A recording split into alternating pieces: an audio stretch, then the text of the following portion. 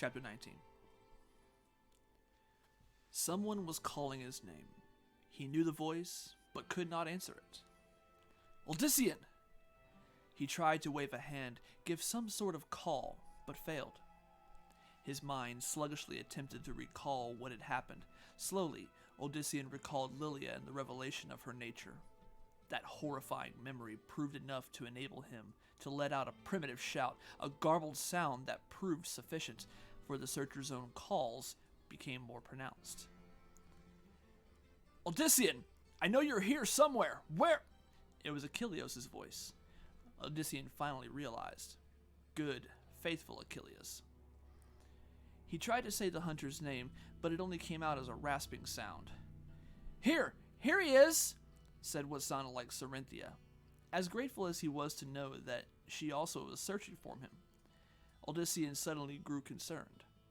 Lilia would take special pleasure in tormenting Cyrus's daughter. Soft hands took hold of his face. Odyssean instinctively jerked away, thinking that Lilia had returned. However, that fear was quickly squashed as Cerinthia said, Praise be, you're alive! Achilleos, Mindel, here he is! The sounds of figures thrashing through the brush alerted him to the others' nearby presence. He heard an oath, which had to have come from the archer. Is he wounded? Asked Mindel, sounding more curious than concerned. He has bruises, Cynthia returned, but I see no cuts, no slashes. I don't feel any broken bones. Another figure leaned over the fallen farmer. He looks as pale as death, Achilleos rumbled. Or worse. More and more details came back to him. He remembered fearing for his friends and his brother. He also recalled starting to walk back, but then, as if Lilia had taken even his will to live from him, Odyssean had, without warning, just blacked out. Had the others not come in search of him, he wondered whether he would have ever awakened again. He supposed he eventually would have. After all, Lilia had not seemed to want him dead, merely broken. How? He swallowed hard, then tried again. How did you know? It was as if he had asked them to join together to commit some terrible crime. All three grew oddly perturbed. Their silence added to his unease. Mindel finally spoke. We knew that your life was in danger. Odyssean remembered his brother running through the house earlier, shouting his name. You did? We all did. The hunter and Cerinthia nodded. I thought it was a nightmare, she added, but it was so terrible I had to go check. That was when I noticed Achilleos also up. And barely had she and I met when Mindel came, insisting that he needed to see you a second time. The younger son of Diomedes frowned. The notion would not go away, Odyssean. I knew that you might be angry with me, but I was determined to try to warn you again, only to have all three of us discover you, and Lilia gone. Lilia! Gasped the raven-haired-tressed woman. We've forgotten about her. Odyssean, isn't she with you? She was. His answer came out as a croak, not because of his condition, but rather the repulsive memories. And yet, a part of him still yearned for her. His companions anxiously looked around. He quickly shook his head. No, don't look for her. Odyssean forced himself to a sitting position. With our luck, you might find her. He sensed their confusion. With help from both Cerinthia and Achilleos, Odyssean next stood. As he did, his gaze met that of his sibling. Curiously, the nightmarish vision of his brother struck Odyssean once more. He stared with such intensity that Mindel finally looked away, as if guilty of something. Odyssean, murmured Achilleos, what do you mean? Why wouldn't we want to find Lilia? Why wouldn't you want to find her? Had they not already been confronted with the reality of demons and spells, he could never have told them. As it was, Odyssean's shame was so great that it took him a long pause before he could finally begin. And by that time, he was through. They looked as horrified as he felt. You must have imagined it, the hunter insisted. It can't be true. A demon? Cerinthia blurted with a shake of her head. A demon? Only Mindel, after his initial shock, nodded in understanding. It explains so much, he finally uttered. if one looks back at all that is past. Odysseus was not so certain that he shared his brother's opinion. He only knew that he certainly had been blind, deaf, and dumb. He had let Lilia command him around as if he were a dog. People had died because of her madness and because of her intent to create a world of magical beings. It was to their credit that they took his story to heart. Odysseus had left nothing out, not even the part where Lilia had claimed the world was called Sanctuary and had been created by a rogue demon and angel. It was important to him that someone else understood that the demoness had some mad plan that had stirred up the temple and the cathedral, both of which somehow had ties to her. That brought him back to her final declaration. She had left him on his own to teach him the penalty for defying her. That meant that they were all in immediate danger. "We have to leave Partha," he blurted. "We have to flee for our lives. The jungles and the lowlands are our best bet." "Hold, Odysseus," Achilles demanded. "What do you mean? We can't flee. To flee means to become the hunted, and there is no defense in that." "Achilles, all that I thought that I could do turns out to be a lie. It was all her. Everything." The archer shook his head. "I don't know if I believe that. It doesn't ring true." "And it isn't," insisted Cerinthia. "Odysseus, I've watched you. I've felt what you did. That could not have all been Lilia. What I sensed when you touched me was a part of you. I know that as well as I know myself." Her face reddened as she said the last. While he appreciated all that she said, Odysseus refused to accept that his efforts had been anything but false spectacles directed in secret by Lilia. "You didn't see how easily she manipulated me, how easily she showed me that she could make me do whatever she wanted." "Odysseus, no, Sari. Had she wanted to, Lilia could have just as easily slain me herself, there and then. You saw how I was when you arrived, and it takes all I can muster just to keep standing." Achilles grunted.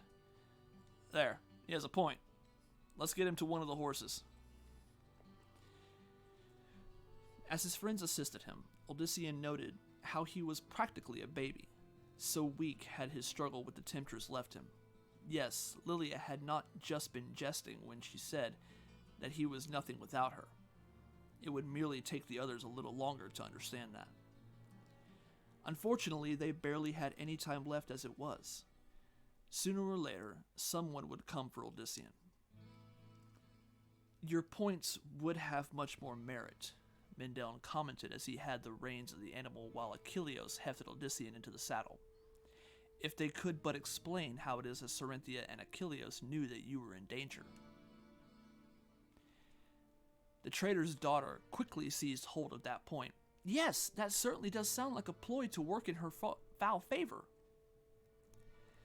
"You've all got to see the truth," he growled, tearing the reins from his brother's fingers. "It was all a trick.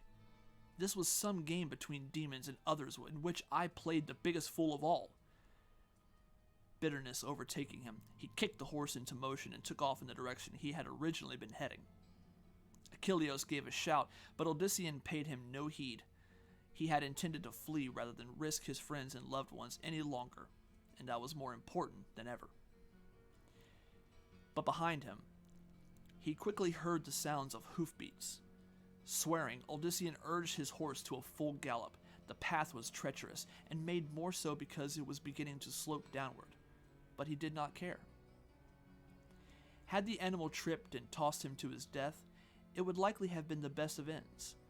Not only would he no longer have to fear being twisted inside and out by manipulators, but Mindel and the others would surely be safe. They had never been suspected of being threats or potential weapons by the temple or cathedral. They would have nothing to fear. "Damn you, Odysseus!" Achilles shouted. "Hold up!" The nearness of the hunter's voice startled him. He glanced back to see Achilles barely a length behind. Much farther in the rear were the murky forms of Mindel and Cerinthia, who had to share one mount. "Return to Partha!" Odysseus shouted back to the archer. "Take them with you. I want no more deaths save maybe my own." "Talk sense, Odysseus. You know that none of us will leave you now. Not after knowing what Lilia was and what she did.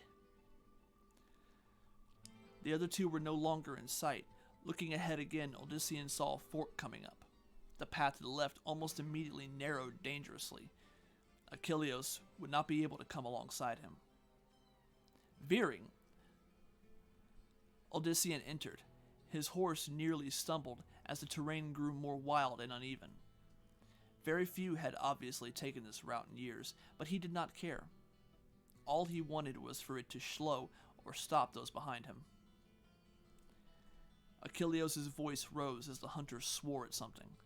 Odyssean did not look back. Concentrating on his own course, the clatter of hooves behind him lessened. His friend was clearly falling behind. Then, out of the night, a series of low, thick branches cut across the trail. Odyssean barely had time to avoid striking the first one dead on. As it was, his right arm received a terrible blow that reverberated through his entire body. It was only by sheer will that the collision did not stun him enough to make him unprepared for the next and thicker branch. A third and fourth one came in rapid succession. Odyssean ducked left, then right again. The last of the branches scraped the top of his head. He felt a trickle of moisture, undoubtedly blood. But despite his injuries, Odyssean's hopes rose. Achilleos would see the branches and be forced to slow. It was a chance for the son of Diomedes to either gain on his pursuer or lose him altogether, for there were places coming into the dim moonlight that promised Odyssean such cover that even the skilled hunter would be unable to track him. Then, a crashing sound nearly caused him to steer his horse directly into a tree. Without thinking, Odyssean slowed the animal. The noise had come from back up the path, about where the treacherous branches would be.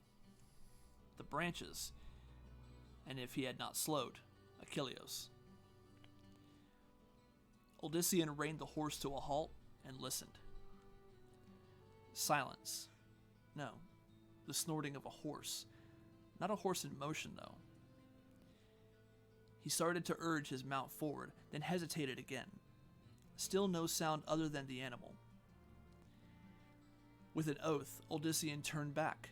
He had wanted to lose Achilleos, nothing more, if something worse had happened. The dark path proved just as haphazard to climb as it had to descend. Bits of earth and rock broke away under the hooves. At one juncture, the horse shifted and nearly caused Odyssean to slip. Ahead of him, a massive form loomed. Achilleos' horse, but without the hunter. Where? A groan arose from somewhere to the left where the path dropped precariously. Odyssean's fears increased. He pulled up and, barely waiting for his mount to halt, leapt to the ground. Every muscle burned. In his anger, he had paid little mind to his own state, and now his body was angrily reminding him that he could barely walk. Yet, despite that, Odyssean continued. He took both his mount's reins and those of the other horse and tied them to one of the very branches in question. Odyssean then stumbled in the direction of the moan. The irony of the situation did not escape him. Achilleos had freely come to help Odyssean, and this was how his friend had been repaid. Guilt vied with shame now. He remembered even hoping that one of the branches could cause Achilleos trouble, although not to this extent. Nevertheless, Odyssean had been aware of the danger, and yet he had not cared about anything but his own choices. The descent was a slippery one, for the ground gave way with every step.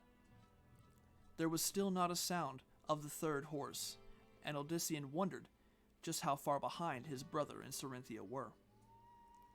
He could not simply trust that if he dragged Achilleos up to the path, that they would come across him. Odyssean had ceased believing in miracles, great or small.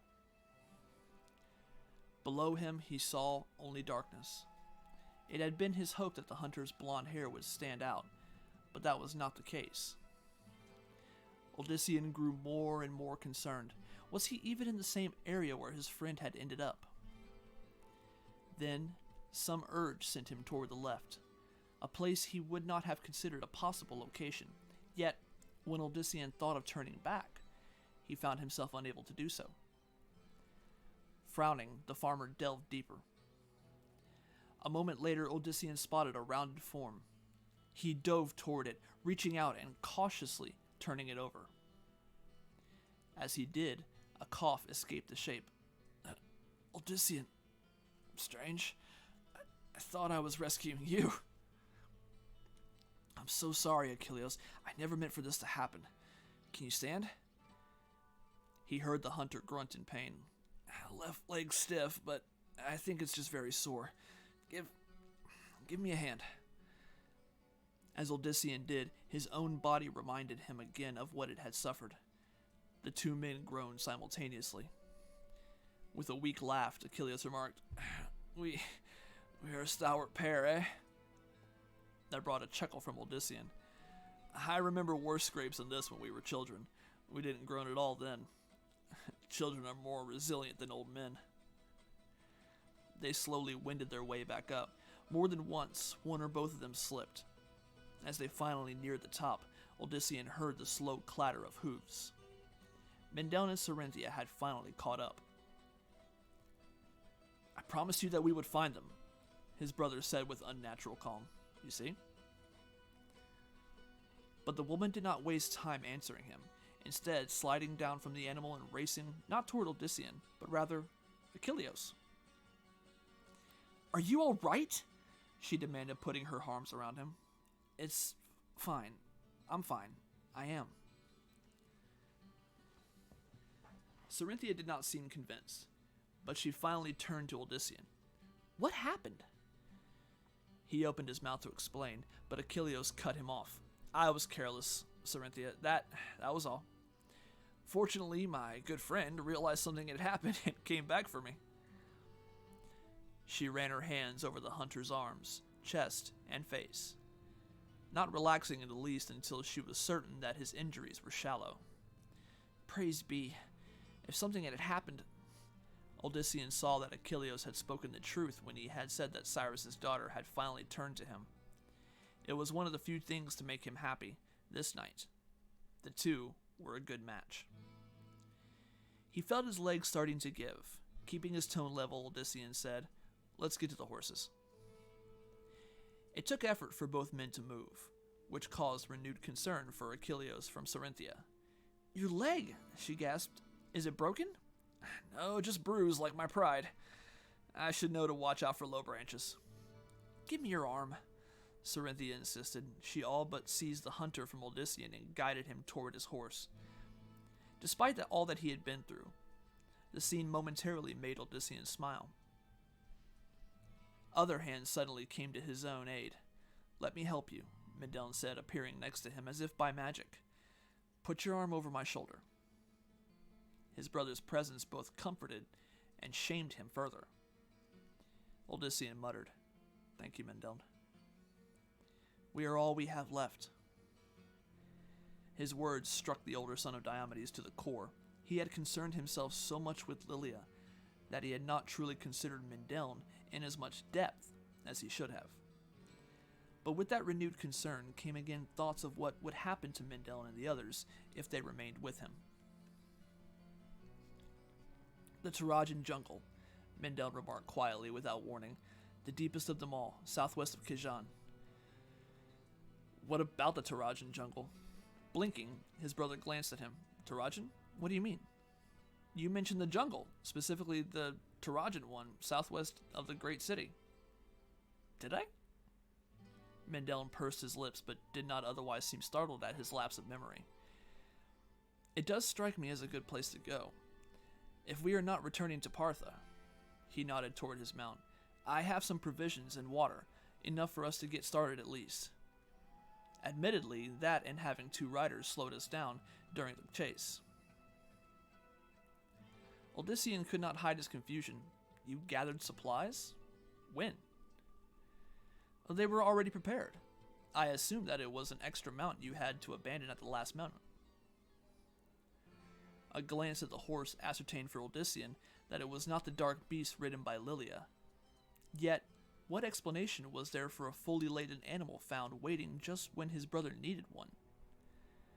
Not certain whether this was a gift or bait of a sort, Odyssean thought again of the jungles. There was merit in the suggestion, despite its questionable origin. Somehow, coming from Mindeln, he doubted that it had been planted by the demoness. The Tarajan jungle, he muttered a second time, now with more conviction. You want to go there. It was not a question.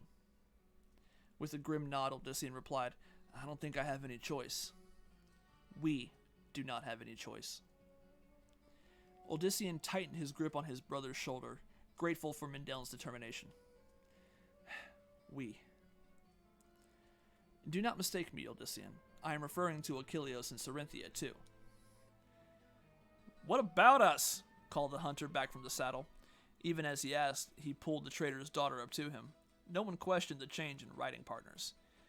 We plan to ride to the Tarajan jungle, Mindeln answered bluntly before Odyssean could properly phrase the question himself. Tarajan. Achilleos cocked his head to the side. The densest, most unknown I've heard. Few folks there. Taraja is the only city the people said to oil their skins black and file their teeth like daggers. He let out a laugh. Sounds like a delightful place to visit. Odyssean thought of the journey ahead. They would first have to travel through other unexplored and possibly treacherous regions before reaching their destination. In truth, there was really only one immense jungle, but, being territorial men, always divided up places and gave them different names. The Tarajan jungle just happened to be a particular piece of the much vaster one. In fact, assuming they made that far, it was very likely that they would not realize it for days after. He could not imagine Cerinthia in such a place. Sari, if you say one word about me staying behind, Odyssean old Diomed, I will teach you to regret it. There's no question as to whether I'm going. Achilleos grinned. And you know that I won't argue with her either. Well aware of that, Odyssean nodded. However, he needed them to understand the urgency of the situation. If you come with me, there's no returning to Partha. I won't go back. There's too much of a chance that it'll be near impossible to leave again without arousing the entire town. This brought an immediate acknowledgement from Mindeln. Seeing that, Achilleos and Cerinthia quickly acquiesced. I have some supplies and water, Odyssean's brother informed them. I'll provide fresh meat along the way, the hunter returned without a trace of conceit. All there knew that Achilleos would be able to keep his promise with ease. There really was only one thing left to say, and Odyssean had to say it now. Thank you. I'd rather you all stayed back, but thank you. As Mindeln mounted, he said, they will discover us gone come the dawn. We should be as far away as possible by then. No one could argue with that logic. When the Parthans realized what had happened, some of them would surely go out hunting for Odyssean, at least at first. He hated abandoning them, but it was for their own good. They would soon find out that their gifts were, in truth, nothing. They would feel tricked, and anger would replace adoration. As he led the party off, Odyssean thought of how violent that anger might become. Had he left the others in Partha, they might have become the focus of the townfolk's ire. Certainly, they would have been run out of it. In a sense, Mindeln, Achilleos, and Cerinthia were better off with Odyssean, at least for the moment. Lucian stared into the bowl of blood, his gaze intense. He had seen everything occurring since first casting the spell in coordination with the other two demons. He had found her, Lilith, in the arms of the mortal knave and had planned well his sister's unveiling before the fool. What a delicious piece of work that had been. All her arrogance had been channeled into futile posturing and anger. She had turned on her own puppet, finally abandoning him. And there, Lilith made the greatest of mistakes. The vision in the bowl finally began to fade. The result of the last of life essence fading from the blood, Lucian could have redone the spell, but that would have required new bartering with Ostroga and Gulag, who would demand much more than simple offering he had given them the first time. That was the trouble with both demons and humans. They always wanted more. No, Lucian would handle this purely on his own, for the reward would be one too precious to share with anyone else. It would not be difficult to keep his two counterparts ignorant, for there was much that he had done since assuming his role of Primus, of which they were unaware, of which even his father was unaware. "Thank you for laying the groundwork, sister dear," Lucian rasped. He was also grateful to the late Malik and Deimos, servants who had fulfilled their duties, whether they knew it or not. It had been a shame to lose both of them, but Lucian already had a notion as to a competent replacement for the High Priest, and there were always more vicious Morlu.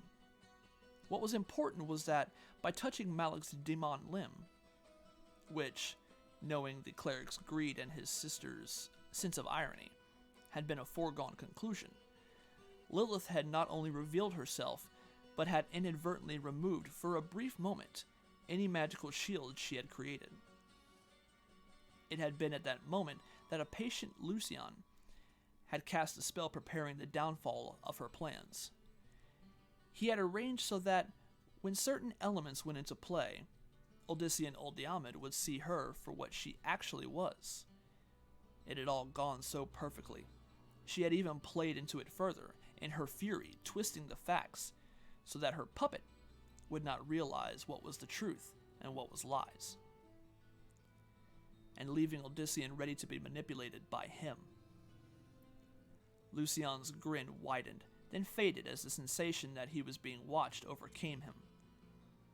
He immediately searched, not with eyes, but rather with his mind, pretending to stare at the fading scene in the bowl, while in actuality scouring the chamber of the other presence.